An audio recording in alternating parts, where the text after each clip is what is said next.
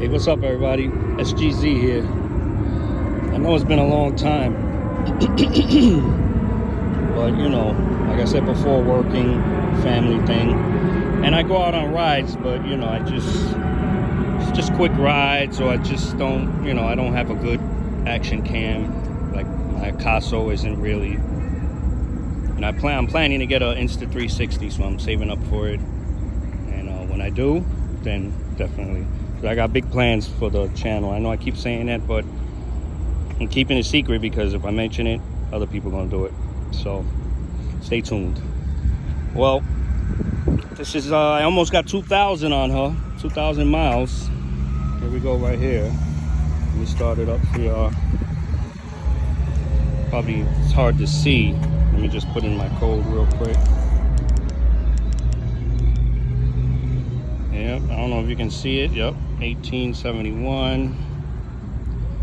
And just figure I'd do a quick almost 2,000 mile review. Little, you know, issues I've been having. Well, mainly one issue.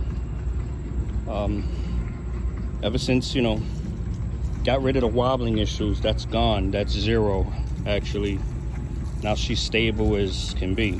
I mean, the fastest I clocked her at, and that was shortly because I'm in New York. There really aren't long, straight, smooth roads.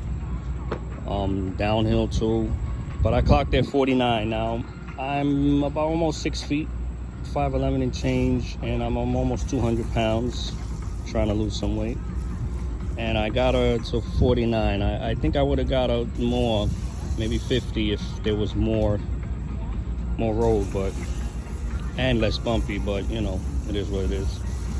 All right, so the main issue that I've been having is I don't know if I noticed it's not only YUME Hawk Pros that have this issue. I saw, you know, other people online with those issues also. This bolt right here, there's a lower shock bolt that runs across. Those bend. Yeah, especially if you live in an urban city with a lot of bumps. Yep, this one right here too, the front. See that bolt that goes all across? That bends. Now, the front is bent just slightly, but the rear is bent more. It's a more pronounced bend. And as a result, as the result of the bend, those bushings that are in the shock, that come with the shock, there. Actually, I brought it with me, so I could put it on, so I could show you guys. Now I put this bag on. I put it on because I came for a long ride. So, but I normally don't have this bag on. You know me, I like my handlebar clean. There it is, right here. I don't know if you can see it. There's one on each side of the shock. So you know the shock. Top of the shock is, you know, covers, you know, it looks like that. Any of y'all replace shocks, familiar with shocks, you know exactly what I'm talking about. As a result, I believe, as a result of the bolt bending, they wear these, it wears the bushing out, you know, prematurely. It flattens it out. So as another result of the bent bolt, the worn bushing, there's a lot of play develops in the whole joint. Here, let me see if I can show you. Damn, I need two hands to do it. Give me a second here. No, I need two hands to do it. But if you hold here, if you lift up the scooter and put your other hand here, and there's play, there's a gunk, gunk, gunk, gunk, gunk, gunk, gunk. And man, you know, when you hit bumps, it makes that noise. Only when you hit bumps, certain bumps, not all bumps, but certain bumps.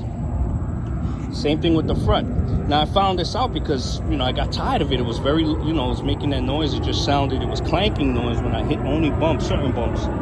So I took the bolts out. I was like, all right, you know what? Let me take the bolts out. Let me just clean everything, re-lube it. And as I had trouble, this bolt came out with a little resistance, and I noticed it was bent just slightly. But that bolt took a lot of work to come out, and it was way more bent, but not bent where I couldn't get the bolt out, just bent enough where I had to work it out. And then that's when I also noticed the shock bushings these were bad. So I got extra ones from my old YUME shocks. So I didn't put them in yet because these come out. I took this one out. I took them out of the old YUME shocks. And I'm waiting for my new shock bolts to come from YUME. Now, I contacted YUME about this issue because these bolts aren't on their parts list. And one thing with YUME, you gotta be patient. And when you email them, remember, they're in a completely other side of the world. And you just gotta be patient. If they don't, well, I'm in the East Coast.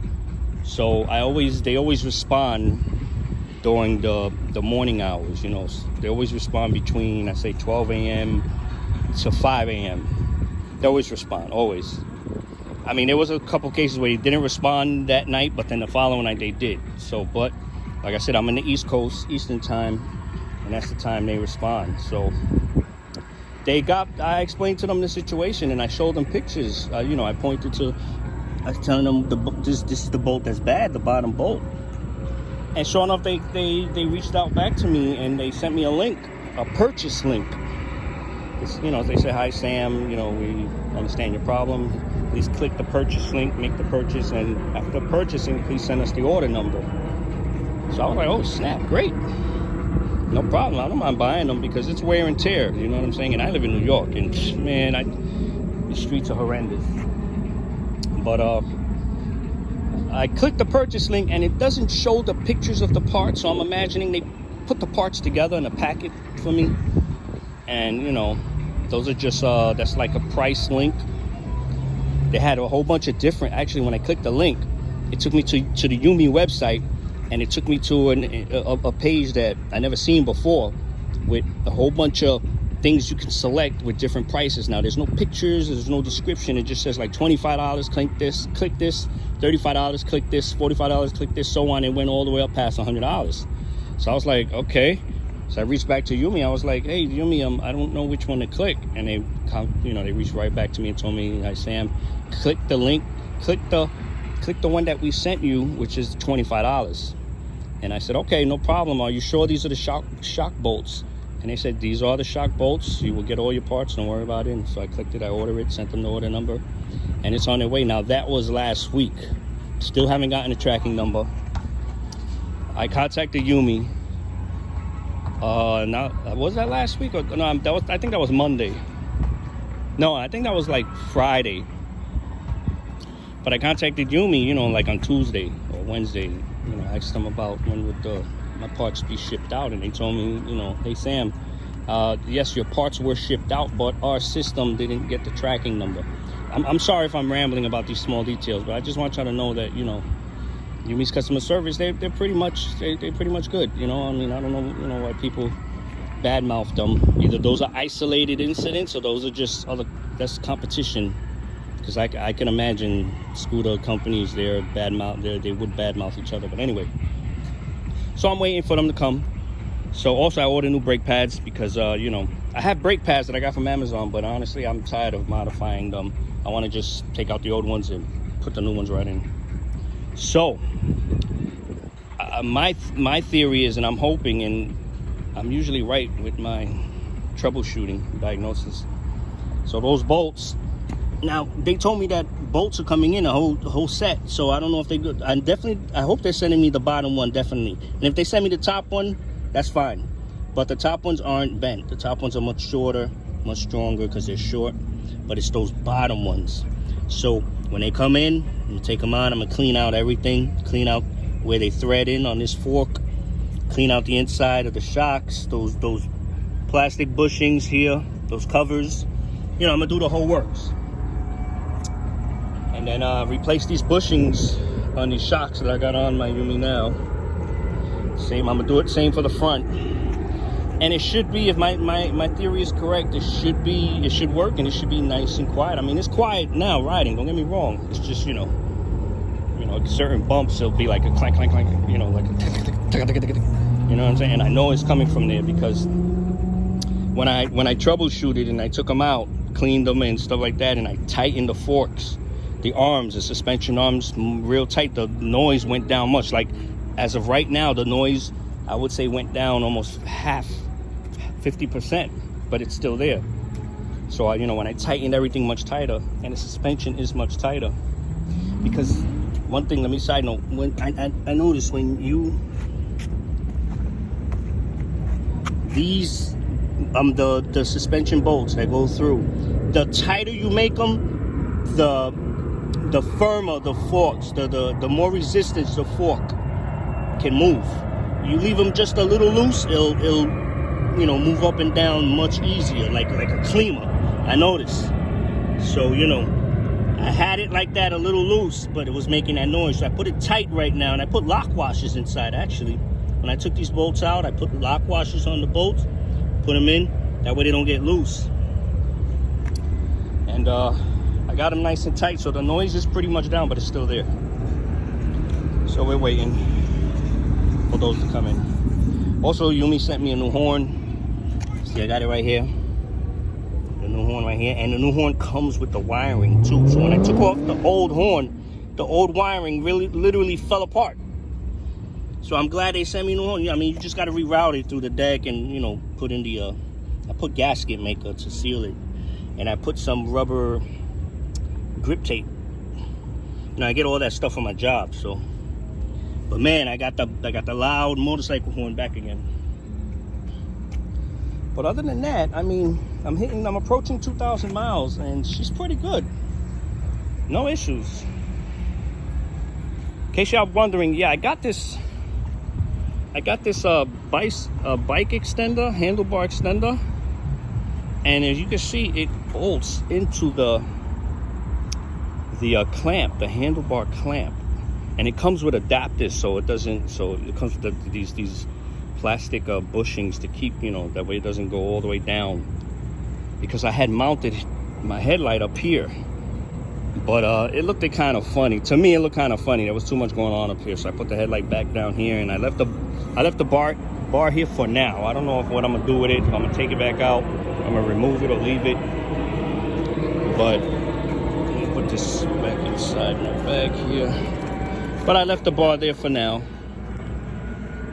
Now I had my Casso mount to shoot while I'm riding because I got a new helmet.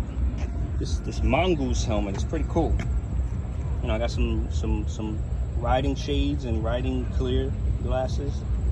So I got the chin mount that's on my other helmet, that my full face with the visor and everything. But I didn't get a chin mount for this helmet, so I was tightening up my mount here, and I think I was on the phone and I kept tightening and it just snapped. So, and I only record while I ride for assurance purposes, because you know people, these drivers will wipe you out and then they'll blame you. So if you got it on video, at least that's a form, you know, a little bit of protection. But other than that, everything seems good. I mean, so far so good. I'm hitting 2,000 miles. I mean, the battery's still good. I might have noticed a slight degrade, you know. This October will be a year since I had her. You know, and I got a couple of deck friction pads. I got a new one of this same one. I got another one with it's a gray with white. It looks like a gray landscape with continents with land that's outlined in white. I also bought a rubber mat, adhesive mat from Amazon. You know, so I don't know what I'm gonna do with those three yet, but I'm gonna keep this original one on for now. It's working. You know, I'm very busy, work, family. Now, I also put new letters on my tires. You see, I put the YUME and SGZ. I got the letters from Amazon. 1 inch. You just peel them off, put them on. I had to brush on a little adhesive too, because you know the edges of some of the letters, numbers were peeling off, so I brushed on a little adhesive. They're on there pretty good now. I like the white lettering on tires. That's the way I like it. But other than that, everything else seems good, you know. One thing I wish about this Hawk Pro, if I can definitely change, besides the main thing I wish YUME would have done and change in the future is put a quick disconnect in the motor cable here next to the front wheel and the rear wheel. That way it makes it much easier to change flats. That would be awesome. That's my number one thing I wish they would change. Second, I wish this Hawk Pro had a stronger takeoff. I mean, you know, she takes off good, but I'm sure, you know, my other Pro owners, I mean, she has 3,000 in the front, 3,000 in the rear, 30 amp. Maybe, I guess it's the controller. Maybe if it was a 40 amp or 50 amp controller, it would utilize these the 6,000 watts of power much better. But yeah. Okay guys, I'm back. My phone literally overheated in the sun. I had to come into the shade, as you can see. And I had to let her cool. I had to let my phone cool down. I forgot what I was saying when it overheated. I was saying something important. But I think I was talking about the acceleration. Yeah, I wish you can accelerate hard, you know. Now, I left my house. I live in East New York, and I'm over here in the Rockaways, and I came through Reese Beach, Fort Tilden over there, and made it all the way over here with 65 volts left. And remember, and fully charged, she's at 68. Now I rode very easy on one motor, my rear motor, and I rarely hit over 22 miles an hour. There was once or twice I did a quick burst of speed. I put it in dual motor and I took off. But yeah, I got 65 volts left, so I'm pretty good. And I think it was about 11 miles from my house over here. I took a picture, so I'm gonna post it also. But yeah, I'll be right back. So, hit me up with questions you may have. I noticed, you know, a lot of people online, they hit me with questions, or they hit other people with questions where they can easily get from the YUME website, like the battery size or the range, or what's the wattage of the motors. I mean, I really don't, I mean, honestly, I don't mind answering, but things like that, you know, just go to the website and do, you know, do just a little bit of research and go to the website, and it has all the specs on there. But also one thing I noticed, you know, when I bought her, she didn't have that option of picking battery sizes. I noticed online now, if you go to Hawk Pro, you can pick 2 different size batteries. So I was like, whoa, let me see what size battery I got. I hope I got the 30 amp, because there's a 20 amp option, which is, I think, $100 or $200 less. And man, to my surprise, I was so happy. Yep, she is 30 amp, 60 volt, 30 amp. So I was happy about that. Yeah, so hit me up with questions and ideas, recommendations. Again, that steering damper, man, you know, if you have any wobble issues and you tightened up everything and you don't know what it is, check your steering damper. That will be the issue, definitely. I get 0 wobble now. I mean, literally 0. I love it. I am flying again. Wasn't flying before. I think there was something I was planning to do. I forgot what it was. But anyway, we're almost in the end of August. So we're gonna be hitting September, so fall will be approaching. I was thinking about buying an e-bike. I was looking into e-bikes, and there was a couple of high-end models I was thinking about getting. But me and my wife, we're saving to buy a house, and we need a new minivan. So planning to get the minivan in October, so yeah, the e-bike will hold off maybe till next year. I'll just, you know, stick with the scooter here, because, you know, there's sometimes I wish I could sit down. I don't know if, you know, any other riders agree with me. It'd be nice to sit down, and I definitely don't want to sit down on the scooter. Can't with the YUME, with the Pro, because these handlebars are too high. If handlebars were adjustable, I would definitely look into seats, even if I have to modify it. But they're just too tall. I can't sit down and have the handlebars that high. But anyway, thanks for watching. Please like and subscribe. And I'm telling you, I have some good plans coming up for this channel, man. Something that I don't believe anybody has done, any riders, bikes, scooters, anything has done. And I'm keeping it, you know, under wraps now, because I don't want nobody to start doing it.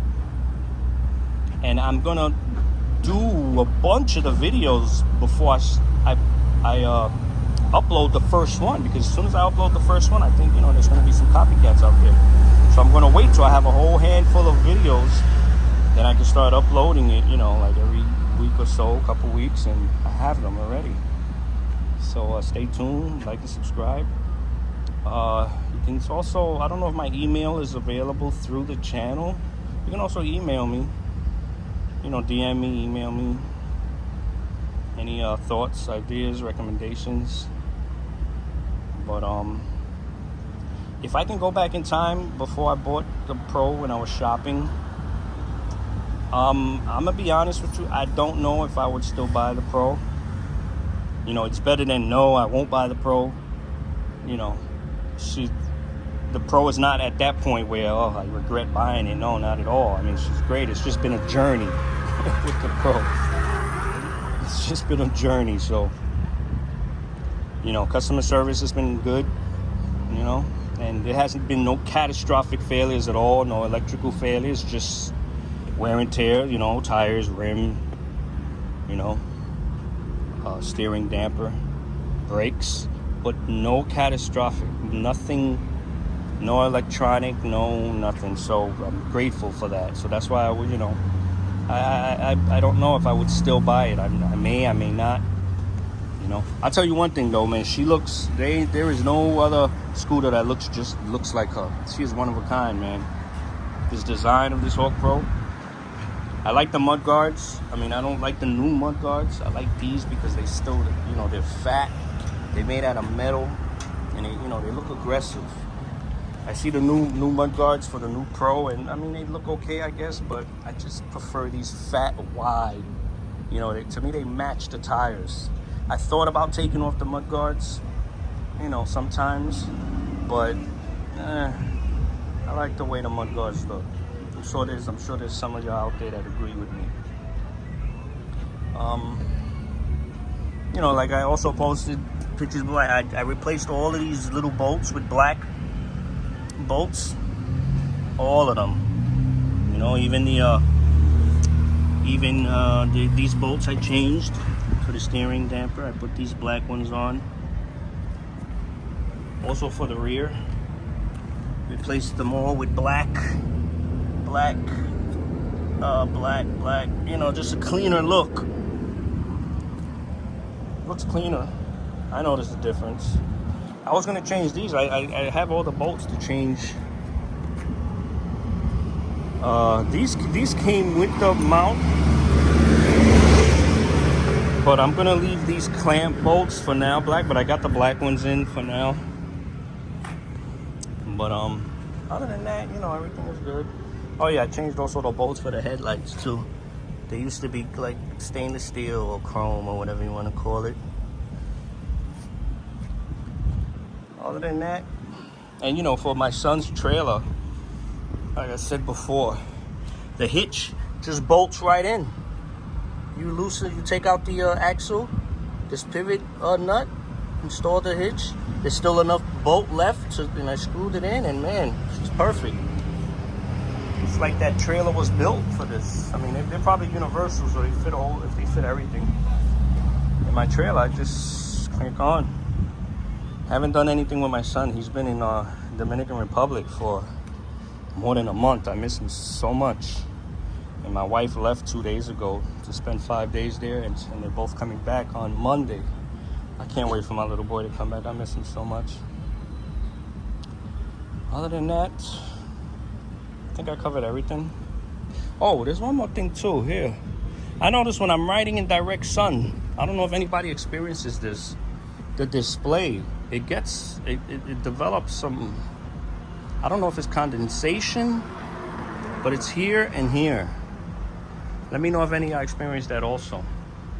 And eventually it goes away, but it gets very annoying because I can't see my voltage. I can't see what's on this side. I forgot what's on this side. Anyway, but that's one thing, I'm always looking at my voltage.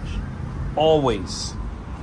I keep track of my voltage every minute, you know? So when I can't see it, you know, I feel like I'm riding blind. Other than that, still got this bag here. Let me know if y'all want the link to it. I put it on today because I'm out here for a long ride. Put some stuff in there, you know. Yep. I was having issues with the tire pressure with my air pump. I got an air pump with the hose adapter, but that hose was bad and I wasn't getting good readings, and I thought it was the valve stem. I thought it was the valve itself. So then last night I'm like, oh, let me just change the air hose, because I have a couple of them, and sure enough, boom, fixed the problem. Started using the new air hose, got the correct pressure, filled them up, good to go. So it's good to, you know, it's good to know what you're doing and to have that mindset. You know what I'm saying? I mean, I really feel for people who get these machines, well, you know, whether it's YUME or Klima or Cabo or whatever it is, and they really don't have that mindset, you know what I'm saying, to maintain them. They depend on outside, you know, like, I think there's two things you gotta have when you buy these machines. Number one, you know, you gotta be mechanically inclined. So when you're mechanically inclined, most likely you're gonna have tools and whatever. When you're mechanically inclined, you can troubleshoot, diagnose, you can, you know, come up with things, you can think. So that's that. Now, if you're not mechanically inclined, then your other option is make sure you got the resources to do the repairs, to pay somebody to do the repairs. Like I saw a posting yesterday, and this person had I don't know what he had. It was a YUME, actually. I commented on it too, and they were frustrated because they were having issues with the tire, I think, so they took it to a repair shop. And they had issues with it, and then they had to go through the deck, and it was coming out to $400 or so, and they got frustrated. So I think the tech put everything back together, gave it to the customer, and you know, so you gotta have the resources, which is the money, and also the patience.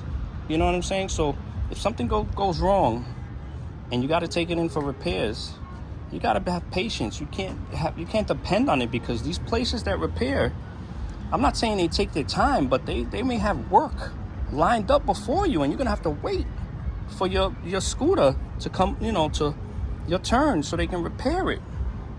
So remember, you gotta be mechanically inclined, or you gotta have the resource to maintain, because these are machines. These aren't just little toys, and these aren't your little $400 or $500 scooters where, you know, these are precise, intricate machines that it really helps if you are mechanically inclined, if you know what you're doing. Because, man, you know, I fixed everything myself, and I did everything myself. And as far as changing tires and rims, I go through the deck, the battery, like nothing anymore.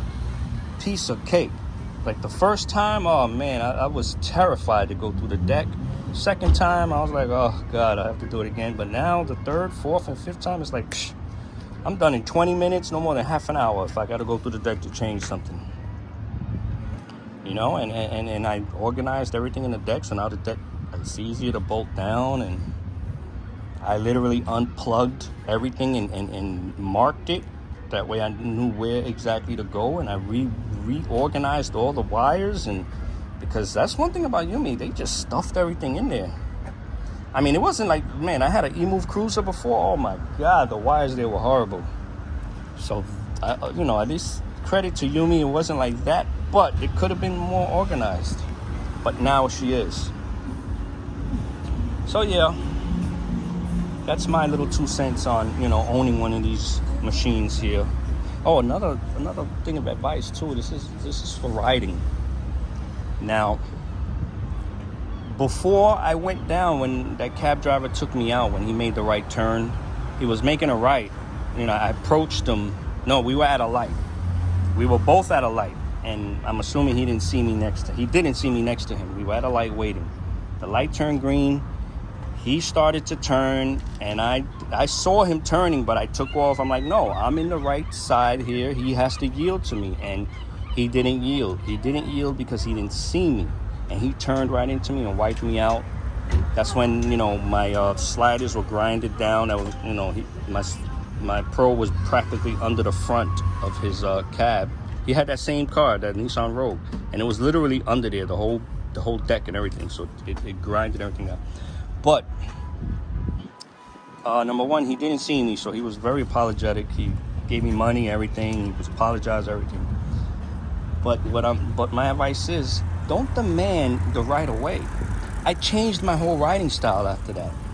When I'm riding, I mean, even if I have the right of way and I see the cars either turning right or they're just getting into my lane, I back off. I literally back off. I don't push and demand the right of way and no, because I can die. They can't die. You know what I'm saying? I can die. So my advice is, don't demand the right of way. You know, just, yeah, these, you know, drivers can be real a-holes, but a lot of them don't see you. I would say half or more than half literally just don't see you. So you really can't blame them for that. You know what I'm saying? And then the other part, they see you, but they don't care. But it's your life, so they don't care because they're in a car. And what happens if you demand your right away for that driver that doesn't care? They wipe you out and you're seriously injured, or God forbid you die. So I changed my whole riding style. I do not push it when cars are in front of me and they're either turning or they're getting run. Basically, I don't demand the right of way. I don't demand it, no. At all. I don't do that anymore. You know, I mean, I get pissed off at cars, right? Yep. But hey, at least I'm living. I'm gonna live, you know. And you know, here's my other word of advice too. These, like this bike lane, yeah, no problem. I mean, it could still be dangerous. You see people like that? You see that? You see how they're walking in the bike lane? So, but the smaller bike lanes in the city where I live, I mean, we're still in the city, but where I live, there's smaller bike lanes, and man, those bike lanes are more dangerous than the road. I'm telling you, people. So that's why I don't ride in bike lanes. Here, yes, because this is like a road for bikes, you know? This is actually a road for bikes. Beep your horn at them.